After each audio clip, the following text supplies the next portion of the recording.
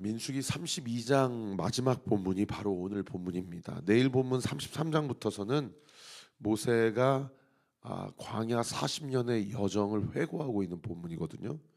그러니까 사실상 민수기의 내용이 오늘 본문으로서 이제 마치게 된다라고 이해하셔도 큰 무리는 없습니다.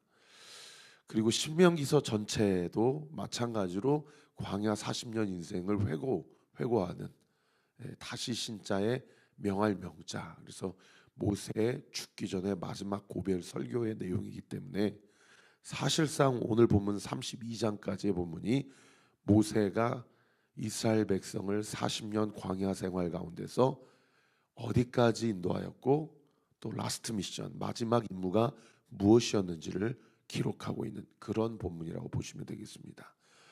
이렇게 민수기 33장부터 끝장까지 36장까지 그리고 신명기 전체가 다 회고하는 내용이에요. 여러분 우리네 인생도 언젠가 다 이렇게 회고하는 날이 오겠죠.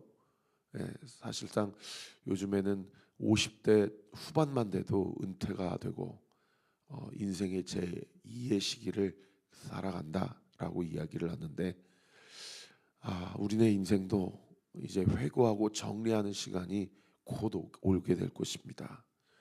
그때를 생각하면서 오늘 하루의 삶 그리고 우리가 앞으로 살아가야 될 모든 삶이 여러분 결국 두 가지입니다. 말씀에 순종하느냐 말씀에 불복하느냐. 오늘 이 아침에 새벽 제단을 쌓고 기도 제단을 쌓는 우리 사랑하는 모든 성도들 우리가 인생에 회고할 날이 곧 오게 될 것을 기억하고 하나님 앞에 우리의 삶을 정산할 때가 온다. 할렐루야. 두렵고 떨린 마음으로 우리가 말씀 앞에 철저히 순종하여서 하나님이 우리에게 스펙과 성공을 요구하지 않으시고 순종과 충성을 요구하신다는 사실을 기억하고 하나님의 말씀 앞에 철저히 순종하고 충성하는 저와 우리 모든 온누교회 성도들 되시기를 우리 구주 예수 그리스도 이름으로 축원합니다. 여러분 그 인생의 여정 가운데 우리가 두려워하거나 우리가 불안해할 필요가 없어요. 왜요? 주님이 우리와 함께 하시기 때문입니다. 어저께 목찬 예배 때 우리가 함께 나누었던 것처럼 임마누엘 하나님이 우리와 함께 하신다. 하나님이 지금도 나와 함께 계신다. 믿으시면 아멘. 아멘입니다. 그래서 오늘 본문에도요. 모세는 이제 하나님께서 데려가셔야 되기 때문에 누구와 누구를 앞세웁니까? 28절에 보세요. 엘르아살과 여호수아를 앞세워요. 엘르아살은 이스라엘의 영적 지도자고 여호수아는 이스라엘의 정치적 군사적 리더 아닙니까? 이 영적인 지도자 또 실제적 지도자를 앞세워서 이 갓지파, 루벤 지파 또 33절에 보면 므낫세 반지파 이런 요단강 동편 땅 사실상 하나님은 요단강 서편 땅을 주셨지 동편 땅은 약속하지 않았는데 이 동편 땅을 어떻게 하다 보니까 하나님께서 주셨단 말이에요. 그리고 이스라엘 백성이 누군가는 이 땅을 또 차지해야 되는데 아직 서편 땅의 가나안 정복 전쟁이 시작되지도 않았는데 이 갓지파, 루벤 지파, 이 므낫세 반지파가 정신 못 차리고 나중에 다 서편 땅까지 정복을 하고 저희가 그 아모리 왕 시혼, 바산 왕 옥, 또 미디안 방백들을 이겼던 그 땅을 우리에게 주세요라고 해도 결코 늦지 않는데 전쟁을 시작하지도 않았는데 그 땅을 우리에게 달라고 하니까 얼마나 철부지 같은 그런 요구입니까? 여러분 신앙생활하고 공동체 생활하면 아니 교회뿐만 아니라 가정에서도요. 아버지가 죽지도 않았는데 유산 달라고 하는 이 탕자와 같은 정신 못 차리는 이 속창알이 없는 사람들이 있다 이 말입니다. 그럴 때 공동체가 어떻게 해야 돼요? 너 이렇게 정신 못 차리냐? 너 나가! 너는 족보에서 파낼 거야!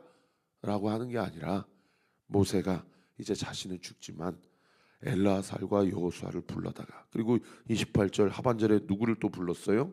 이스라엘 자손 지파의 수령들에게 다 불러서 자기하고 갓지파, 루벤 지파, 므낫세 반 지파 자기들끼리의 어떤 밀실 행정을 한 게 아니고 자기들끼리의 그 거래, 자기들끼리의 약속, 이 언약을 엘르아살과 여호수아와 12지파 모든 리더십들에게 다 까버린 거예요. 그러니까 갓지파, 므낫세 반지파, 루벤 지파는 이제 완전히 돌이킬 수가 없는 그런 본문이 바로 오늘 본문인 겁니다. 이 요단강 동편 땅의 세 지파가 요구했던 이 땅을 우리에게 달라라고 하는 것은 우리가 엊그저께 살펴본 대로 전체 백성을 낙심하게 할 만한 일이고 하나님의 노를 경노하게 할 만한 일이고 그리고 이스라엘 전체 공동체를 멸망시킬 만한 정말 가데스 바냐에서 10명의 정탐꾼이 하나님을 대적했던 일과 동일한 일이라고 모세가 진단했지 않습니까? 그래서 이 요단강 동편의 세 지파에 대해서 그렇게 죽기 전에 정신 못 차리냐고 아주 그냥 강한 회초리를 들었을 때 이 지파들이 어제 본문에 세 가지를 약속했어요. 기억나시죠? 첫 번째 뭐예요? 우리가 선봉장에 서겠다. 선봉 부대가 되겠다. 그다음 두 번째는 뭡니까? 적당히 전세가 넘어오면 그때 회군하는 게 아니고 끝까지 가나안 땅 7족속이 그 땅에서 완전히 몰아내기까지 우리가 전쟁에 참전하겠다. 그리고 마지막 세 번째는 뭡니까? 그때라도 우리는 요단강 서편 땅을 요구하지 않겠다. 동편 땅, 지금 주시는 땅으로 만족하고 여기에서 정착하고 살겠다. 이 세 가지 약속을 모세가 어차피 자기는 하나님의 부르심을 받고 요단강 동편의 느보산에서 이제 운명을 하게 되지 않습니까? 자기만 알고 끝날 일이 아닌 거예요. 그러니까 오늘 본문에 엘르아살, 여호수아 12지파의 각 수령들을 다 모아서 하나님 앞에서 이 부분을 까버린 거죠. 그래서 공동체 안에서 오픈을 한 거예요. 여러분,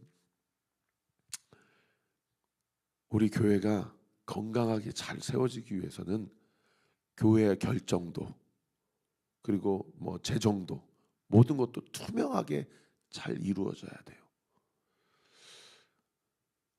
여러분, 우리 교회가 그렇게 모든 문제를 함께 기도하면서 오픈하고 정직하고 진실하게, 이것이 어느 한 사람의 특혜를 주는 결정이 아니라 모든 사람들이 다 함께 기도하며 하나님의 음성을 받고 하나님이 우리에게 약속하신 것을 다시 한번 리마인딩하고, 할렐루야, 우리가 하나님께 약속한 것도 다시 공동체 안에서 서로 오픈을 하고, 그러고 나서 우리가 그 약속에 대해서 신실하게 충성되게 그 약속을 지키려고 할 때에 하나님의 언약과 그 언약에 대한 축복이 우리 공동체 가운데 그리고 우리 성도들의 각 가정 가운데 온전히 임하게 될 것을 믿습니다. 오늘 이 말씀을 통해서 내가 공동체 안에, 특별히 여러분 우리가 비전 집중 설교를 통하여서 각 등대 모임의 포W로 구체적인 공동체 나눔을 함께 지금 시행하고 있지 않습니까? 우리 온리교회는 소그룹이 강한 교회가 될 거예요. 할렐루야. 깊이 있는 나눔. 그러려면 어떻게 돼야 돼요? 각 공동체 안에 성도들 사이에 서로 나눈 이야기에 대한 비밀 유지가 반드시 필요해요. 서로 나눌 때에 그 사람을 프로텍트하게 할 수 있도록, 보호할 수 있도록 비밀을 유지하고 신뢰의 관계를 잘 형성해야 돼요. 그것을 심리학 용어로 라포라고 하지 않습니까? 라포가 잘 형성이 되어서 내가 무슨 얘기를 하더라도 우리 공동체 지체들, 우리 공동체 성도들은 나를 판단하거나 나에게 손가락질하는 것이 아니라 나를 위해 기도해주고 내가 잘 세워질 수 있도록 함께 나를 도와주고 협력하고 돕는 배필로서 서로가 서로를 함께 세워가고 돕는 그런 교회. 할렐루야. 우리 교회가 그런 교회가 될 것입니다. 그런 교회가 될 것을 이 아침에 믿음으로 선포합니다. 선포합니다. 선포합니다. 여러분, 그것을 위해서 기도해 주시고 정말 소그룹 가운데서 진실한 고백과 나눔이 있도록 여러분의 삶을 공유하고 기도를 부탁하고 오픈하고, 이번에도 아무개 성도님이 그렇게 안 될 것 같던 그 집 문제가 해결이 되고, 또 어떤 성도님도 그렇게 안 고쳐질 것 같은 질병이 고침받았다는 이야기가 들리고, 물론 여전히 고침받지 못한 질병이 있고, 물론 여전히 해결되지 않은 문제들이 있지만, 여러분 그런 얘기가 공유되어지고 나누어질 때 얼마나 감사합니까? 해결을 받았으면 정말 기도하면 응답되는구나. 어제 목요 찬양 집회 말씀처럼 기도하고 나서 미쳤다고 하는 게 아니라 기도하면 베드로 사도가 반드시 풀려날 것을 믿고, 그러면 베드로 사도는 풀려났으니까 복 받은 거고, 야고보 사도는 순교당했으니까 저주받은 겁니까? 여러분, 하나님이 각자에게 문제가 풀리든 문제가 풀리지 않든 하나님이 그 사람에게 걷게 하시는 그 믿음의 여정, 십자가의 길이 있다는 거예요. 할렐루야. 여러분, 그것을 함께 걸어가고 함께 감당하기 위해서는 뭐가 필요해요? 공동체가 필요해요. 그리고 공동체 안에 그냥 무늬만 공동체라고 할 것이 아니라 모이면 서로를 위해 격려하고 사랑하고 응원하고, 어제도 저희 학교 후배들이 와가지고 이렇게 축복을 받으니까, 여러분은 못 보았겠지만 저는 앞에서 축복해 주는데 우리 후배들이 눈물을 툭툭 흘리더라고요. 여러분 한번 생각해 보세요. 대학 시절에 얼마나 학비 문제로, 재정 문제로, 건강 문제로, 졸업하고 나서 진로 문제로 얼마나 많이 힘들겠고 얼마나 많은 고민이 있는 시기입니까? 그때 우리 성도들이 함께 기도를 해주니까 우리 청년들이 얼마나 큰 힘과 위로와 격려를 받냐, 이 말입니다. 여러분, 이게 공동체예요. 할렐루야. 여러분, 우리 교회가 그렇게 당신은 혼자가 아닙니다. 당신은 결코 혼자가 아닙니다. 당신을 위해 기도하는 목사가 있습니다. 당신을 위해 기도하는 동역자가 있습니다. 당신을 위해 기도하는 누군가가 있습니다. 할렐루야.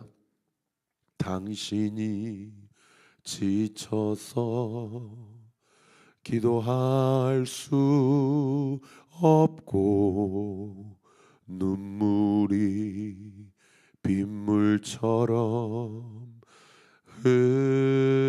흘러내릴 때 주님은 아시네 당신의 아픔을 그대 홀로 잊지 못하네. 누군가 널 위하여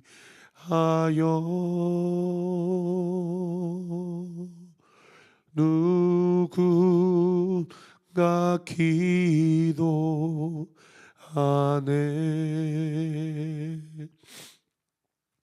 내가 홀로 외로워서 마음이 무너질 때 누군가 널 위해 기도하네.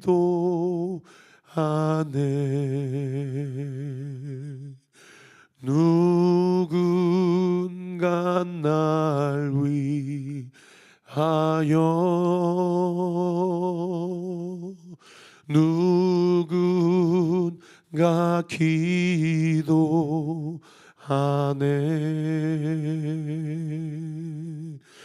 내가 홀로 외로워서 마음이 무너질 때 누군가 날 위해 기도하네.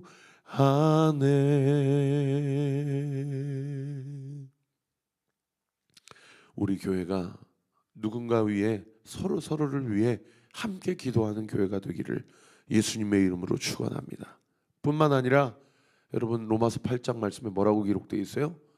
나를 위해 말할 수 없는 탄식으로 우리 성령 하나님께서 기도하고 중보하신다는 거예요. 사실 우리를 위해 기도하시는 분이 누구예요? 그 누군가가 예수님이세요. 예수님의 영이신 성령 하나님이십니다. 할렐루야.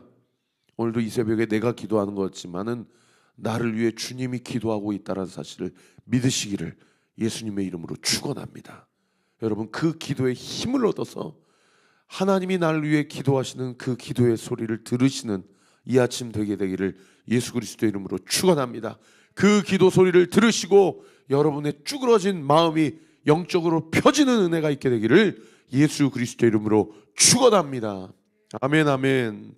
그런가 하면 33절부터 끝절 42절까지는 모세가 세 지파 갓 자손과 루벤 자손과 므낫세 2분의 1 지파에게 각 성읍을 주는데 각 성읍의 이름들이 기록되어 있어요.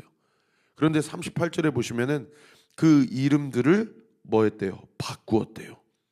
느보와 바알 무온들과를 건축하고 그 이름을 바꾸었고, 그리고 신마를 건축하고 그 성읍들에게 새 이름을 주었다는 거예요. 여러분, 각 헤스본, 알렐, 엘르알레, 디본, 아다롯, 아로엘, 이 각 성읍의 이름의 뜻을 우리가 이 자리 가운데서 다 이야기할 필요는 없지만, 여러분, 이 이름의 뜻이 뭐예요? 38절에 바알 무온이라는 이름만 봐도 각 성읍들의 이름에 어떠한 의미가 내포되어 있다는 것을 알 수 있어요. 여러분, 고대 성읍들의 이름은요, 다 자기 자신들이 숭배하는 우상 숭배의 이름으로 지었어요. 왜요? 이 성읍, 이 도시의 주인은 바알입니다. 이 성읍, 이 도시의 주인은 이세벨입니다. 이렇게 다 지은 거예요. 그러니까 이스라엘 백성들이 각 성읍들을 차지하고 나서 이름들을 어떻게 합니까? 다 바꿔요. 그리고 새로운 이름을 짓습니다. 여러분, 이것은 두 가지를 의미합니다. 첫 번째, 이 성읍들의 주인이 바뀌었다는 것을 의미해요. 할렐루야. 두 번째는요, 이 성읍들은 더 이상 그 이전의 주인들이 섬겼던 우상이 그 주관하고 통치하는 도시가 아니다. 우리가 정착한 이 도시의 주인은 하나님이시다. 야훼, 여호와 하나님이시다. 예수 그리스도이시다. 성령님이시다. 라는 것을 드러내려고 이름을 바꾼다는 거예요. 여러분, 성경의 인물 중에서도 이름 바꾼 사람들 얼마나 많이 있어요? 아브라함을 아브라함이라고 지죠. 열국의 아버지다. 야곱, 비열한 인생, 뒤쫓아가는 인생, 발 뒤꿈치 잡는 인생이 이스라엘이라는 이름. 하나님이 나를 대신하여 승리하게 하시고 나를 대신하여 싸우신다. 사울, 나는 큰 자다. 근데 어떻게 바꿔요? 작은 자다. 난 주 안에서 지극히 작은 자다. 바울이다. 이름을 바꿔요. 이름을 바꿔. 여러분, 우리의 이름도 바뀌었음을 믿으십니까? 우리의 이름이 뭐예요? 예수 그리스도의 제자, 예수 그리스도의 신부, 하나님의 자녀라는 우리의 정체성이 바뀐 거예요. 할렐루야. 여러분, 이름이 바뀌었다라는 것은 정체성이 바뀌었다라는 것이고, 정체성이 바뀌었다라는 것은 무엇을 이야기합니까? 소유자가 바뀌었다는 거예요. 새로운 소유자가 들어왔다는 거예요. 엊그저께 한 3일 전에 정한수 집사님하고 워크숍을 갔다 오다가 안산을 갔더니 안산에 세상에 큰 플랜카드가 이렇게 붙여져 있어요. 그 플랜카드 내용이 뭔지 아세요? 이제 막 신내림을 받았습니다. 저에게 전화 주세요. 여러분, 인생은 두 가지 존재에 대해서 지배를 받게 돼 있어요. 내가 거룩한 영의 지배를 받느냐, 내가 이 세상의 주관자들, 공중 권세 잡은 자들에 대해서 주관을 받느냐, 둘 중에 하나라는 거예요. 여러분, 분명히 기억하십시오. 우리는 이름이 바뀐 인생들입니다. 할렐루야. 우리의 소유는 내 것이 아니라 우리의 삶의 소유, 우리의 가정의 소유자, 우리 교회의 소유자, 이 모든 열방과 민족의 소유자는 예수 그리스도이십니다. 할렐루야. 오늘도 주님께 나의 정체성, 나의 소유자가 바뀌었다는 사실을 기억하고 이 세상 주관자들에게 머리를 조아리고 돈에 타협하고 사람에게 비굴한 인생 사는 것이 아니라 보이지 않지만 나를 주관하시고 나를 지도하시고 나의 모든 죄와 허물을 책임지신 예수 그리스도의 이름으로 나아가는 오늘 하루가 되시기를, 아니 우리의 평생의 삶이 되기를 우리 구주 예수 그리스도의 이름으로 축원합니다. 기도하겠습니다. 아버지 하나님, 감사합니다. 아버지 하나님, 우리에게 온리교회를 허락해 주신 주님, 공동체 안에서 진실되게, 정직하게, 충성되게, 또 라포, 신뢰가 형성되어서 진실한 고백과 나눔을 할 수 있도록 주께서 은혜를 더하여 주시옵소서. 성령 하나님 붙잡아 주시되 우리의 정체성이 바뀌었다는 사실을 기억하고 하나님의 은혜와 섭리 가운데 하나님의 뜻을 온전히 이루는 놀라운 은혜의 역사가 있게 하여 주시옵소서. 지금은 우리 구주 예수 그리스도의 은혜와 하나님의 사랑과 성령 하나님의 위로를 통 충만하심이 하나님의 뜻대로 세워지는 이 공동체를 통해서 우리의 소유가 바뀌었고 우리의 정체성이 바뀌었다는 사실을 믿고 주 안에 모인 자들을 통하여 하나님의 놀라운 역사를 이루실 것을 믿고 주님 앞에 나아가기로 순종하기로 결단하는 우리 사랑하는 온리교회 모든 성도들 머리머리 위에 우리 교회를 위해 기도해 주시는 모든 기도의 동역자들 위에 지금으로부터 영원토록 함께 하시기를 간절히 축원하옵나이다. 아멘.